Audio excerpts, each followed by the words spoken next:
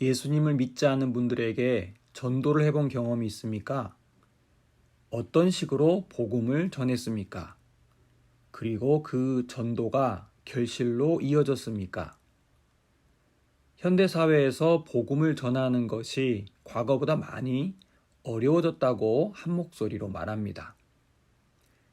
복음은 절대적 가치, 곧 오직 예수 그리스도를 통한 구원을 말하지만 현대사회는 이것을 배타적이라고 거부합니다. 그리고 말하지요. 서로 다른 종교와 신앙을 존중하고 인정해 주어야 한다고 말이지요. 그래서 공적인 장소에서 복음을 전하는 것이 금지된 곳이 많아지고 있습니다.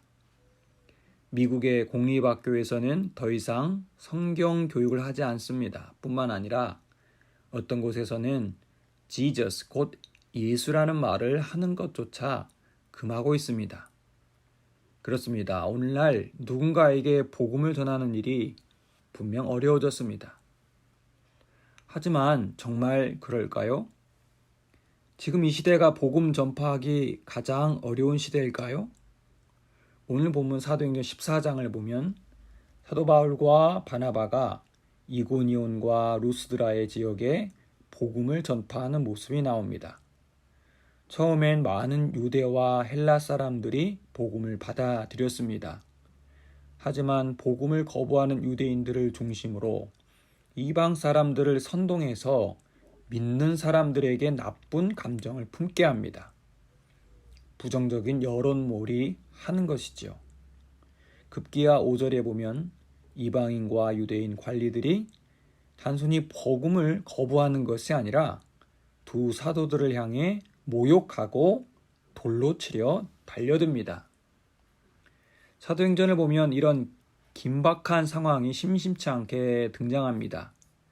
복음을 전하다가 매를 맞는다든지 감옥에 갇힌다든지 이렇게 죽을 고비를 넘기게 되는 사건들이 발생하지요. 요즘 시대에만 전도하기 어려운 게 아니라는 겁니다. 교회는 늘 이런 어려움 속에서 복음을 전도했고 그것을 능히 극복하고 전도의 열매를 맺었습니다. 따라서 우리가 누군가에게 복음을 전할 때 찾아오는 고난은 어쩌면 그리 이상한 게 아닙니다. 자연스러운 거예요. 그리고 반드시 기억할 것은 인간적인 생각으로 전도가 되지 않을 것 같지만 하나님은 구원할 자를 우리에게 보내주십니다. 아무리 현대사회가 다원화되고 많은 사람들이 기독교 신앙을 배척한 듯 보여도 하나님은 여전히 진리에 목마른 사람들을 교회로 불러두십니다. 우리를 그 일에 사용하기를 기뻐하십니다. 이것이 우리가 전도할 때 잊지 말아야 할 첫 번째 명제입니다. 두 번째, 전도할 때 우리는 하나님의 선하신 방법을 사용해야 합니다. 다시 말하면 과정도 선하고 결과도 선해야 합니다. 우리말에 뭐로 가도 서울만 가면 된다는 말이 있습니다.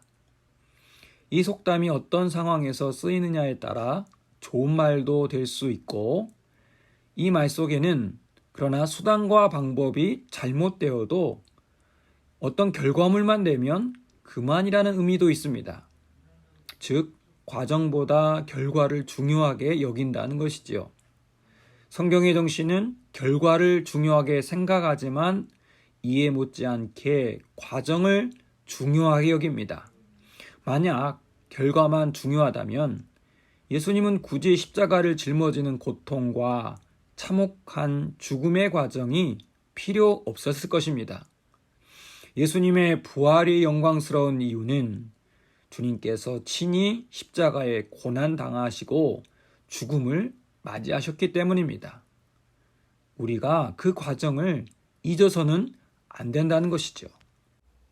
이제 바울과 바나바가 자신들을 박해하는 자들을 피해 갔던 루스드라 지역에서 어떤 일이 일어나는지를 보십시오. 바울이 그곳에서 태어날 때부터 걷지 못한 장애인을 만납니다. 그를 치유합니다. 이후 어떤 일이 벌어집니까? 매우 특이한 상황이 발생합니다. 함께 11절 12절 읽겠습니다. 무리가 바울이 한 일을 보고 루가오니오 방언으로 소리질러 이르되 신들이 사람의 형상으로 우리 가운데 내려오셨다 하여 바나바는 제우스라 하고 바울은 그 중에 말하는 자이므로 헤르메스라 하더라. 눈앞에 놀라운 기적을 본 사람들이 바울과 바나바를 그들이 믿는 헬라의 신 제우스와 헤르메스가 강림한 줄 알고 두 사람에게 제사를 지내려 합니다.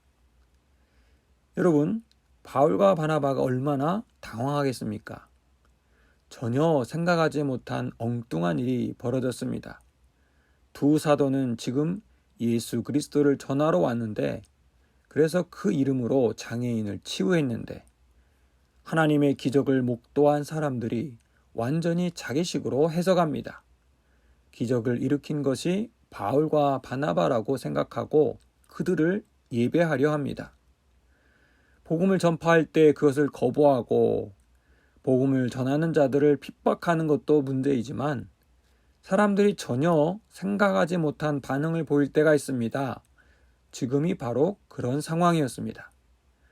복음을 전하는 것은 매우 영적인 일입니다. 사탄은 복음이 전해지는 것을 가장 싫어하기 때문에 어떤 방법으로든 막으려 합니다.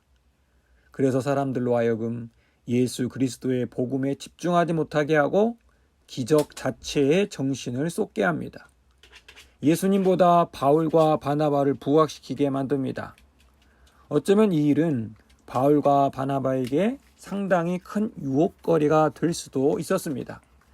과정보다 결과만 생각한다면, 무슨 방법이든 복음이 전파되기만 하면 그만이라고 생각한다면 이것을 그들이 이렇게 사용할 수 있었을 것입니다.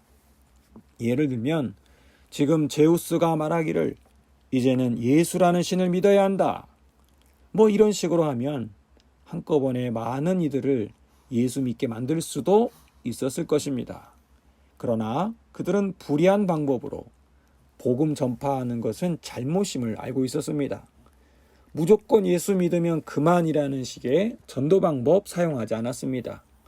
바울과 바나바는 자신들을 향한 숭배를 적극적으로 만류하고 자신들도 똑같은 성장을 가진 사람이라고 말합니다. 그리고 자신들이 전하는 복음은 이런 헛된 우상 숭배를 버리고 온 우주 만물을 창조하신 하나님께로 돌아오라고 호소합니다.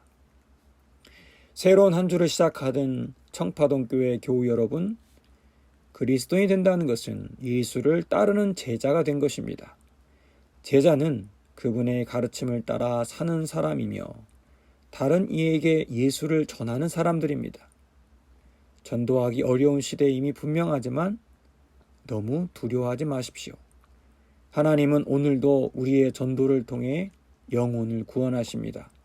또 한 가지, 그 전도의 과정은 선하고 아름다워야 합니다. 하나님이 기뻐하는 방법이어야 합니다.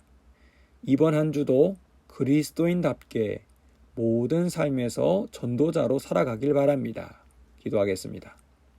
하나님, 전도하기 어려운 시대입니다. 그러나 여전히 우리 주위에 복음이 필요한 자들이 있습니다. 진리에 목마른 자들이 있습니다. 하나님의 선하신 방법으로 그들을 주님께로 돌이킬 수 있도록 용기와 믿음을 허락하옵소서. 예수님의 이름으로 기도합니다. 아멘.